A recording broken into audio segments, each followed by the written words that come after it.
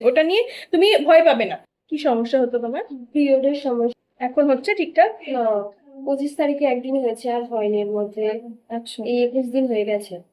25শে March হয়েছে তো? হ্যাঁ হ্যাঁ, আগে। তা এখনো তো সময় আছে, তোমার তো হ্যাঁ। এপ্রিল মাসে 25 তারিখে হবে আবার। আর আগে কবে হয়েছিল? 25 তারিখের আগে কবে হয়েছিল? 2 তারিখে। 2 মার্চ। হ্যাঁ তো হয় না বলছো, মানে কি কম কম হয়? হ্যাঁ, একদিন করেই হয়। আচ্ছা, হ্যাঁ, মানে প্রত্যেক মাসের টাইমে টাইমে হয়? না, প্রত্যেক মাসে টাইমে টাইমে হয় না, কিরকম ভাবে হয়? টাইম চেঞ্জ হয়। যেরকম 20 তারিখ হয়, না হলে 2 তারিখ হয়, এরকম। মানে 2 তারিখে হলো দিয়ে আবার 20 তারিখে হয়ে গেল? পরের মাসে এরকম, যে এই মাসে 25 তারিখ, আগের মাসে 25 তারিখ হবে, এ মাসের কোনো হয়নি, এ মাসে জানি না কবে হবে। হুম। তার আগের মাসে হচ্ছে 2 তারিখে হয়েছিল, মানে ডেট চেঞ্জ হয়ে যাচ্ছে শুনে।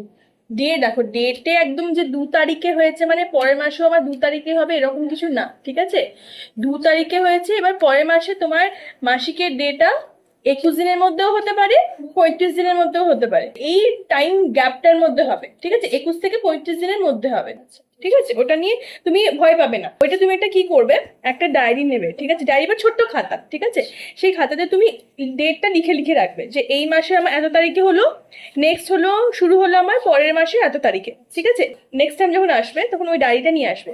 ওই ডায়েরিটা দেখে আমরা হিসাব করবো যে তোমার মাসিকটা ঠিকঠাক টাইমে হচ্ছে কিনা। যদি তোমার মাসিকটা মনে হয় আমাদের যে ডেটে ডেটে হচ্ছে না, তাহলে আমরা একটা ওষুধ দিয়ে দেবো, ঠিক আছে? আপাতত তুমি এগুলো করো, এই রিপোর্ট গুলো করে নিয়ে আসবে, ঠিক আছে?